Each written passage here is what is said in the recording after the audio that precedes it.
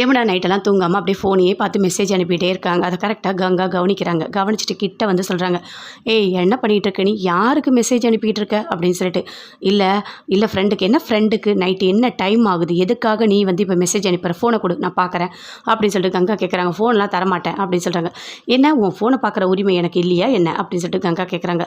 இல்லைக்கா நிவீனுக்கு தான். என்ன நிவீனுக்கு? அவங்ககிட்ட உனக்கு என்ன பேச்சு இருக்குது, அதுவும் நைட்டு?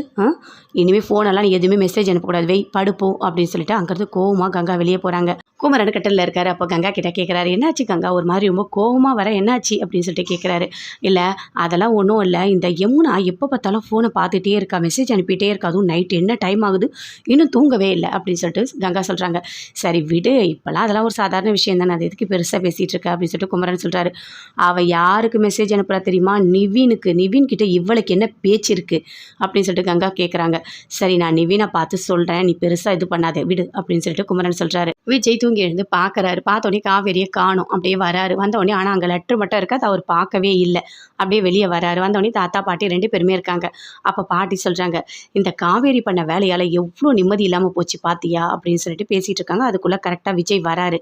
வந்தோடனே அவங்க 3 பேருமே உட்காந்து பேசிகிட்டு இருக்காங்க. அப்போ தாத்தா சொல்கிறாரு, காவேரியை அந்த பசுபதி கடத்தியிருக்கான்னு எனக்கு முன்னாடி நீ சொல்லியிருக்கலாம்ல விஜய், அப்படி நீ சொல்லியிருந்தா இந்த நிச்சயதார்த்தமே வேண்டாம், நான் தடுத்திருப்பேன்ல அப்படின்னு தாத்தா சொல்கிறாரு. அப்படியே விஜய் எதுவுமே பேசல, அமைதியாக இருக்காரு. என்னதான் இருந்தாலும் அஜய்க்கு பிடிச்சிருக்கு ராகினி, அதனால் கல்யாணம் பண்ணிட்டோம், நான் விட்டுட்டேன் அப்படின்னு சொல்கிறாரு. நீ சொன்னது கரெக்டு தான், ஆனால் இப்போ எவ்வளோ பிரச்சனை நடந்திருக்கு பார்த்தியா, அவன் நல்லவனே இல்லை. எனக்கு என்னவோ காவேரி நம்ம குடும்பத்துக்கு நல்லது நினைக்கணும்னு மட்டும்தான் இந்த நிச்சயதார்த்தத்தை நிறுத்தியிருக்காங்கன்னு நான் எனக்கு தோணுது, வேற எந்த காரணமும் இல்லை. அது மட்டும் இல்லை, காவேரி உன் பொண்டாட்டி, உனக்கு நல்லது மட்டும்தான் நினைப்பா அப்படின்னு சொல்லிட்டு தாத்தா சொல்கிறாரு. என்னவோ போங்க, எப்போ பார்த்தாலும் கல்யாணி வாய மூடு, கல்யாணி வாய மூடுன்னு சொல்கிறீங்க, அதுக்கு மட்டும்தான் நீங்கள் வாயை திறக்கிறீங்க, நான் போகிறேன் அப்படின்னு சொல்லிட்டு பயங்கர கோவமாக அங்கேருந்து பாட்டி போகிறாங்க. சுற்றி பார்க்குறாரு. ஆமாம் காவேரி எங்கே அப்படின்னு சொல்லிட்டு தாத்தா கேட்குறாரு. தெரியலையே அப்படின்னு சொல்லிட்டு போயிட்டு பார்க்குறாரு. சுற்றி சுற்றி பார்க்குறாரு எங்கே அப்படின்னு சொல்லிட்டு. ஆனால் எங்கேயுமே காவேரியை காணோம், எங்கே போயிருப்பா அப்படின்னு சொல்லிட்டு தேடிக்கிட்டே இருக்காரு விஜய். குமரன் வராரு. வந்து நல்லா துணியெல்லாம் தச்சிட்டே இருக்காரு. அப்போ நிவின் வராரு. வா நிவின் வா அப்படின்னு சொல்லிட்டு கூப்பிடுறாரு. என்ன எப்படி இருக்க அப்படின்னு சொல்லிட்டு எல்லாமே கேட்குறாரு. பாத்தியா எவ்வளோ மார்க், நிறைய மார்க் எடுத்திருக்காள்ல யமுனா அப்படின்னு சொல்கிறாரு.